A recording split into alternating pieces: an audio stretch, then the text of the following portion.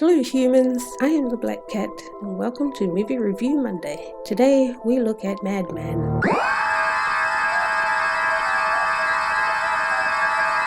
Madman is an American movie that was released in 1981. Hot on the heels of movies like Halloween and Friday the 13th, Madman follows the typical slasher formula.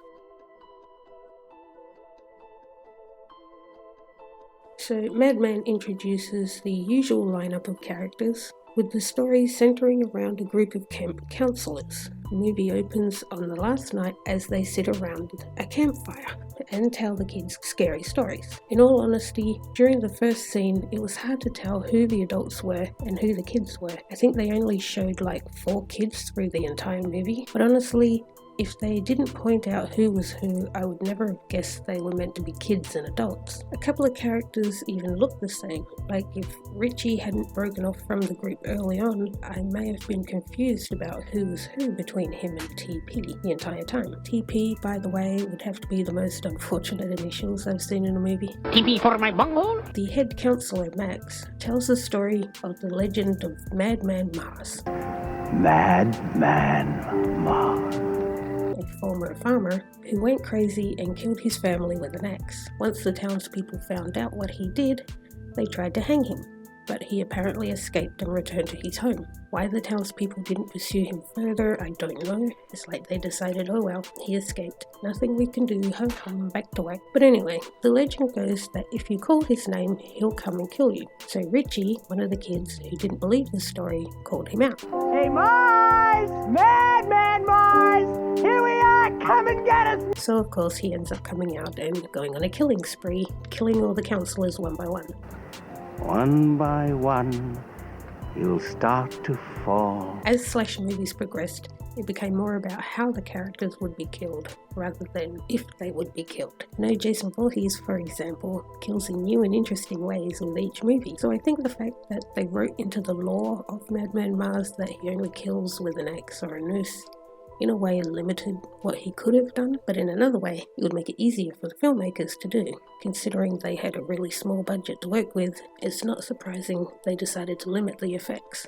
So in a way, it was actually a clever move to write that into the story as a way of justifying why he only kills this way. Mind you, he did kill a couple of people without the axe or noose. The visuals in this movie were pretty good. A lot of the scenes were outside at night, so they had a blue hue moonlight effect, but it was done very well, resulting in a lot of quite nice lighting. Apparently they filmed the movie at the beginning of winter, so all the leaves on the trees were brown and falling off, but because it was supposed to be a summer camp, the crew had to bring in more branches to plant around the place, and they painted the brown leaves green. They must have done a good job of it because I had no idea about that until after I watched the movie and looked it up. The special effects were rather limited. It was mostly a lot of obviously fake blood and a headless body that I get the feeling was used more than once. The sound design in the beginning of the movie when Max was telling the story I felt was very effective. The use of interesting sound design really helped give the effects more of an impact.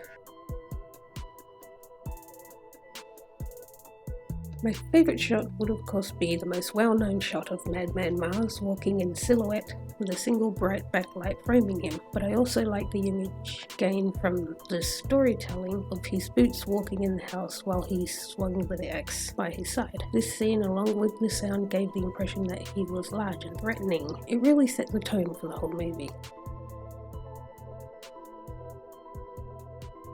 Madman was pretty heavily criticised when it was released, but over the years has developed a bit of a following, with new fans discovering classic horror. Those old movies that people didn't think much of at the time still have a chance of being popular. For me though, I had a vague memory of watching it as a child and pretty much never thought of it again until I saw it on YouTube. Yes, the whole movie is on YouTube because, as I always say, everything is on YouTube. For me, I felt that the critics were right. The characters were very dull and don't have a lot of depth. Some of the acting was pretty poor. The characters were also rather annoying and did a lot of stupid things, especially Ellie. She was without a doubt the most annoying character. All she did was scream and do the opposite of what people told her to do. Then they tried to throw in some conflict between Bridget and Stacy, but it didn't go anywhere beyond one line. Just all of a sudden out of the blue, I'm going to insult you and then leave. Okay. There was no flow with how the characters acted or the way they talked. Richie, the kid who in the beginning broke from the group and went to Madman Mars's house, would watch Madman Mars running back and forward and didn't look concerned, not even once. Didn't make any attempt to warn people at the camp, just kept doing what he was doing. Then all of a sudden at the end we're supposed to believe he's suddenly traumatized. Like, where did that come from? Then Bridget, the somewhat main character, upon discovering that there was an axe-wielding maniac running around, she decided to grab a gun and send the kids off on the bus alone. Tells the kids to go and get the police, but why didn't she call the police herself? We know she had a working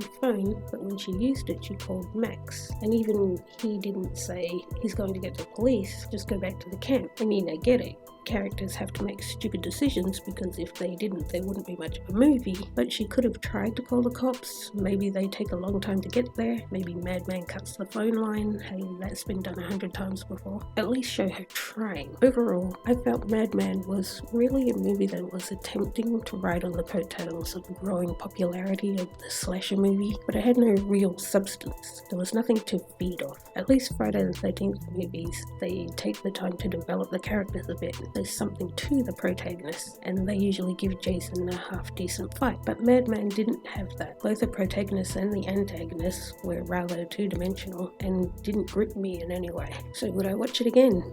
Honestly, probably not. Not even for nostalgia's sake. But anyway, that's all for Movie Review Monday. Let me know what you think of this movie if you've seen it, and I'll catch you next time. Bye!